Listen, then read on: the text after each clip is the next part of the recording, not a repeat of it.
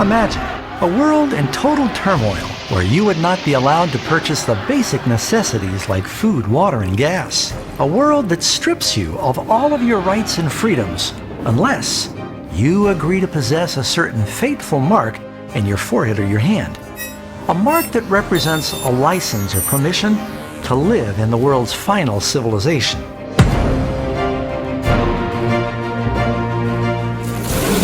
You have probably heard about the infamous Mark of the Beast and the ominous number 666. Where did it come from? Why is it so dangerous, and how do you avoid getting it? In fact, how do you know you don't have it now? The Bible says that in the end of time, everybody will be required to receive the Mark of the Beast. And if you don't receive this mark, at first you won't be able to buy or sell, and ultimately you'll be killed. He causes all to receive a mark on their right hand or on their foreheads, and that no one may buy or sell except the one who has the mark or the name of the beast or the number of his name. In fact, verse 15 says those who don't worship the image of the beast should be killed. The Bible is clear. Death would be preferable to the curses that fall on the one that receives the mark of the beast. But how can you avoid receiving this mark if you don't even know what it is? There are a lot of misconceptions about what the mark of the beast is. Some, for example, believe the mark of the beast is a barcode or a tattoo that is branded on the forehead or the hand. Others believe that the mark is some form of computerized ID chip that's inserted under the skin. And then there's still others that think that everybody is going to be told to line up and receive their 666 credit card. While the number 666 is associated with the name of the beast, the number itself is not the mark. You don't get the mark of the beast by driving a car with 666 on your license plate.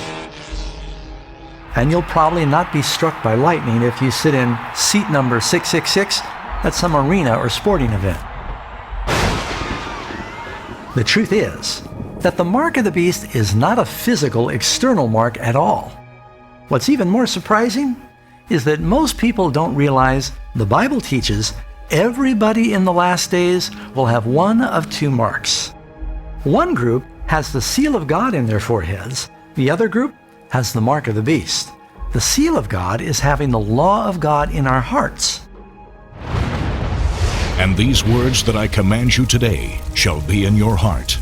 You shall bind them as a sign on your hand, and they shall be as frontlets between your eyes.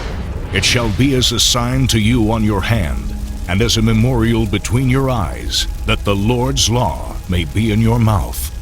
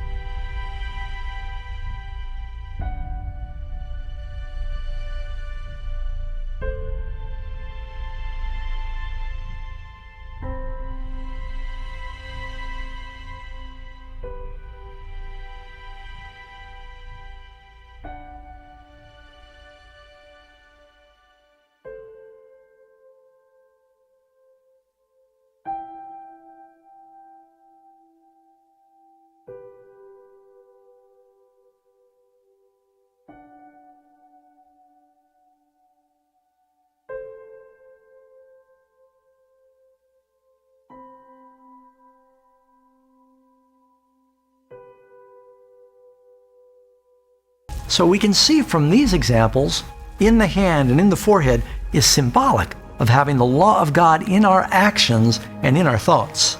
That would mean that the mark of the beast in the hand or the forehead is also not a physical external mark, but rather it represents some distinguishing difference in the thoughts and the actions of the lost. Their works are works of iniquity, and the act of violence is in their hands. Their thoughts are thoughts of iniquity. In the hand, in the actions, in the head, in the thoughts. It's a symbol. The Bible says in the end of time, everybody will receive some form of mark. It's not going to be a tattoo or a computer chip or a credit card. That's just what the devil wants people to think. Satan has managed to get just about everybody to focus looking in the wrong direction, while the real mark of the beast is creeping up right behind them. So what does the mark of the beast symbolize? Nobody has it yet, but soon many will. You need to make sure it's not you. There are few subjects that are more misunderstood, and very few subjects that need to be understood more. If you want to understand what the mark of the beast is, visit 666 Truth or check out my next video.